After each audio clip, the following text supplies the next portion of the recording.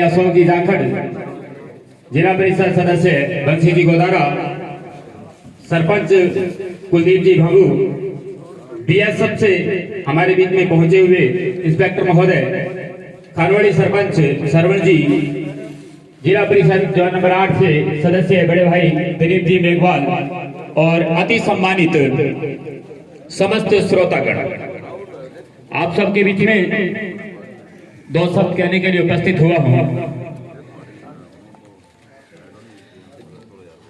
Ganganagar district का अंतिम छोर, गंगानगर जिले की अंतिम सीमा, कह दूं कि सीमावर्ती गांव 365 हेड, जहां पर शिक्षा की अलग जगाने के लिए इस भीमराव अंबेडकर पुस्तकालय में एक लाइब्रेरी की स्थापना की गई है। तो समस्त मित्रों से, युवाओं से निवेदन रहेगा कि एक बार इन आयोजन करता हुए जोरदार तालियों से स्वागत करते हैं कि आपके इस क्षेत्र के अंदर शिक्षा को बढ़ावा देने के लिए एक लाइब्रेरी संचालित करने का कठोर निर्णय लिया। मैं आगाह करना चाहूंगा कि इस लाइब्रेरी का नाम बाबा साहब भीमराव अंबेडकर के नाम पर रखा गया। वो बाबा साहब भीमराव अंबेडकर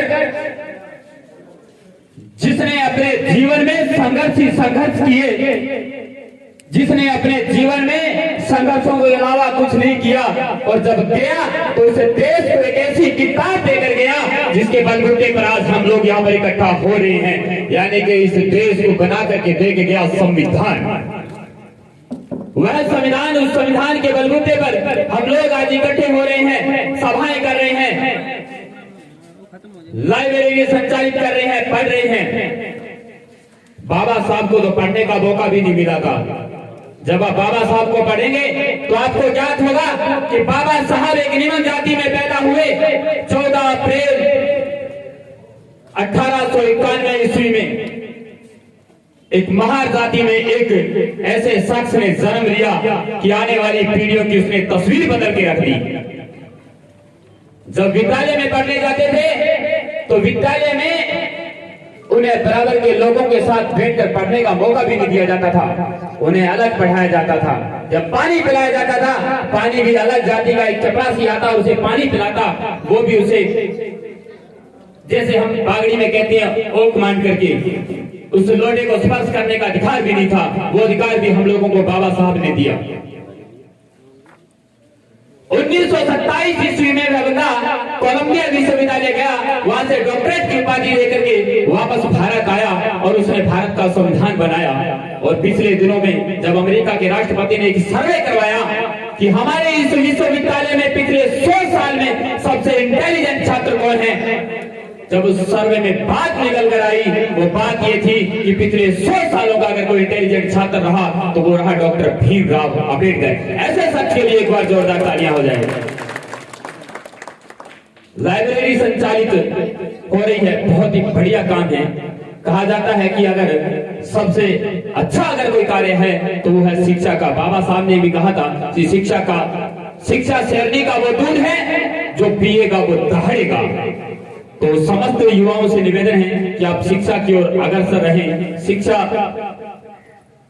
अपने आस पड़ोस में जितना हर संभव, जितना हो सके आप शिक्षा का प्रचार करें। हमारे बीएसएफ इंस्पेक्टर महोदय ने कहा था कि नशे से दूर रहें, तो ये बहुत बड़ी बात है। तो आपसे भी निवेदन है इस मंच के माध्यम से कि आप नशे से जितना हो सके उतना दूर रहें। हमारे एक साथी में एक जगह गया हुआ था, कह रहे थे कि नशा व्यक्ति सीखता कैसे है।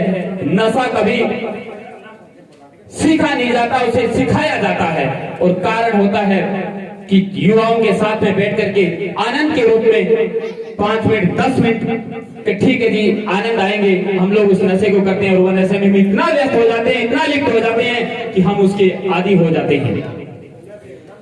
अंत में यही कहना चाहूंगा कि जो पानी से नहाते हैं वो लिबास बदलते हैं, जो पानी से नहाते हैं वो लिबास बदलते हैं, और जो पसीने से नहाते हैं वो इतिहास बदलते हैं, वो इतिहास बदलते हैं। बहुत बहुत धन्यवाद इस पूरी कमेटी का, इन्होंने जो इतना समय दिया उनके लिए बहुत बहुत धन्यवाद। इस लाइब्रेरी संचालक कमेटी का पुनः धन्यवाद रहेगा। जय भीम, जय भारत।